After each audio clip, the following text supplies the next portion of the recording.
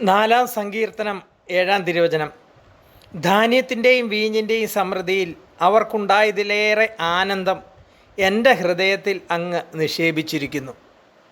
ഈശോയിൽ ഏറ്റവും സ്നേഹമുള്ളവരെ, ജോലി ലഭിക്കുമ്പോൾ, ജോലിയിലൊരു പ്രമോഷൻ കിട്ടിക്കഴിയുമ്പോൾ, ഒരു മാമോദീസ, ഒരു ജ്ഞാനസ്നാനം വരുമ്പോൾ, അല്ലെങ്കിൽ ഒരു കുഞ്ഞു പറക്കുമ്പോൾ, ഒരു വിവാഹം നടക്കുമ്പോഴൊക്കെ ചിലവ് ചെയ്യുന്ന, പാർട്ടി നടക്കുന്ന, സ്റ്റാർ ഹോട്ടലിലൊക്കെ പോയി നല്ല ഫുഡ് വാങ്ങിക്കൊടുക്കുകയും അത് കഴിക്കുകയൊക്കെ ചെയ്ത് സന്തോഷം കണ്ടെത്താൻ, സന്തോഷിക്കാൻ ശ്രമിക്കുന്നവരുണ്ട്.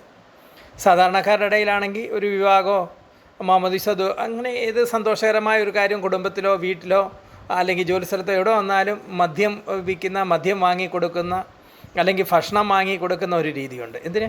ഒരു മരണ വീട്ടിൽ പോലും ദുഃഖം മാറാൻ വേണ്ടിയും ദുഃഖത്തിന് വേണ്ടിയും മദ്യപിക്കുന്നവരെ കണ്ടിട്ടുണ്ട്. പക്ഷേ ഇങ്ങനെയൊക്കെ അവർ ദുഃഖമാർഗം ആനന്ദത്തിന് വേണ്ടി, സന്തോഷത്തിന് വേണ്ടി ശ്രമിച്ചിട്ടും അതേതാണ് മണിക്കൂറുകളോ 1-2 ദിവസമോ ഒക്കെ കഴിയും വീണ്ടും വലിയ ഡിപ്രഷനിലേക്ക്, വലിയ സങ്കടത്തിലേക്ക്, ദുഃഖത്തിലേക്ക് പോകുന്നതായിട്ടാണ് കാണുന്നത്. താൽക്കാലികമായിട്ട് ഈ ലോകത്ത് സമാധാനത്തിന്, സന്തോഷത്തിന് വേണ്ടി ശ്രമിക്കുന്നവരൊക്കെ പിന്നീട് വലിയ സങ്കടത്തിലൂടെ, ദുഃഖത്തിലൂടെ കടന്നു പോവുക. എന്നാൽ ചിലരുണ്ട്, കടബാധിതയായിരിക്കാം, വലിയ രോഗങ്ങളുടെ നടുക്ക്, വലിയ പ്രതിസന്ധിയുടെ നടുക്കൊക്കെ ഒത്തിരി സന്തോഷത്തിലാണ്. അവരുടെ ആനന്ദം എന്ന് പറയുന്നത് പറയാൻ പറ്റത്തില്ല. എനിക്കത് എങ്ങനെ പറഞ്ഞു തരണമെന്ന് അറിയത്തില്ല. കാരണം ഞാൻ അനുഭവിച്ചുകൊണ്ടിരിക്കുന്ന ഒരു ആനന്ദമുണ്ട്, ഒരു സന്തോഷമുണ്ട്. അതെൻ്റെ തമ്പുരാൻ എനിക്ക് തന്ന ഒരാനന്ദമാണ്. വലിയ പ്രതിസന്ധിയിലൂടെ, ക്രൈസിസിലൂടെ കടന്നു പോകുമ്പോഴും തമ്പുരാൻ തരുന്ന വലിയൊരു സമാധാനം, വലിയൊരു സന്തോഷം.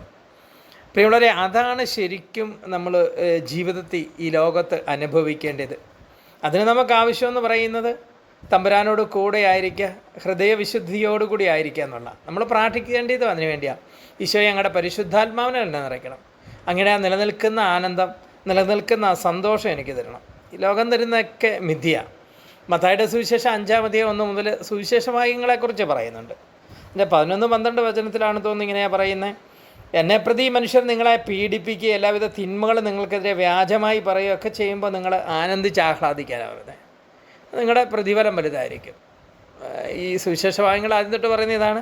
വിലപിക്കുന്നവർ സന്തോഷിക്കപ്പെടും, ശാന്തശീൽ ഭൂമി അവകാശമാക്കും, ഇങ്ങനെ കുറേ കാര്യങ്ങൾ പറഞ്ഞിട്ട് അവസാനം പറയുന്ന, തമ്പുരാനെ പ്രതി നിങ്ങൾ അവഹേളിക്കപ്പെടുകയും പീഡനം ഏൽക്കുകയൊക്കെ ചെയ്യുമ്പോൾ നിങ്ങൾ ആനന്ദിച്ച് ആഹ്ലാദിക്കുക. നമ്മളൊരു പക്ഷേ ദൈവത്തെ പ്രതി നമ്മുടെ ജീവിതത്തിൽ ഇന്ന് വരെ അങ്ങനെ ഒരു അവഹേളനോ ഒരു പീഡനമോ നമുക്ക് ഉണ്ടായിട്ടുണ്ടോ എന്നുള്ളത് പോലും കൂടെ ഒരു സംശയമാണ്. അതുകൊണ്ട് തന്നെ ഈ ലോകത്തിൻ്റെ ഈ സന്തോഷം, താൽക്കാലിക നൈമിഷികമായ സുഖങ്ങളും സന്തോഷത്തിൻ്റെ ഒക്കെ അപ്പുറം വലിയൊരു ശാന്തത, ശരിക്കും അനുഭവിക്കേണ്ട ഒരു ആനന്ദം എന്ന് പറയുന്നത്, അനുഭവിക്കേണ്ട ഒരു ആനന്ദം. അത് മദ്യമോ ഭക്ഷണമോ അല്ലെങ്കിൽ എന്തെങ്കിലുമൊക്കെ കൊണ്ട് നമുക്ക് ലഭിക്കുന്നതല്ല. പരിശുദ്ധാത്മാവ് നമ്മുടെ ഹൃദയത്തിൽ തരുന്ന, ദൈവം നമ്മളിലേക്ക് ചൊരിഞ്ഞു തരുന്ന, വചനം പറയുന്ന, സങ്കീർത്തനം ഇങ്ങനെയാണ് പറയുന്നത്, അങ്ങ് അതെൻ്റെ ഹൃദയത്തിൽ നിക്ഷേപിച്ചിരിക്കുന്നു എന്ന്. നമ്മുടെ ഹൃദയത്തിൽ നിക്ഷേപിച്ചിട്ടുണ്ടോ? ഉണ്ടെങ്കിൽ തന്നെ ആ നിക്ഷേപിച്ച ആനന്ദത്തെ നമ്മൾ കണ്ടെത്തിയിട്ടുണ്ടോ? ഇല്ലെങ്കിൽ നമുക്ക് അതിനുവേണ്ടി പ്രാർത്ഥിക്കാം, അതിനുവേണ്ടി ശ്രമിക്കാം. ഈശോ എല്ലാവരെയും ഒത്തിരി അനുഗ്രഹിക്കട്ടെ. ആമേൻ. Praise the lord. ഹല്ലേലൂയ.